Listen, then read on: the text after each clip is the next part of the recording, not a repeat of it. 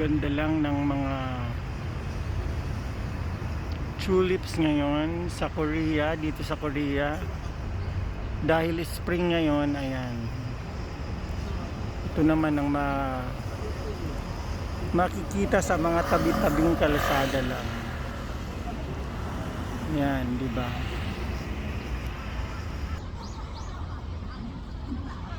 After mag-chemo, ayan, dito tayo ngayon sa mga tabi-tabi lang na tulips. Ang ganda, di ba? Oh.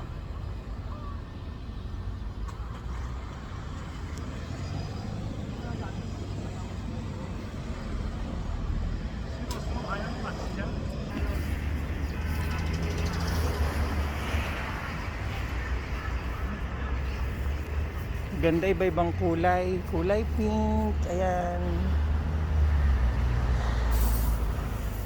Ang lalaki.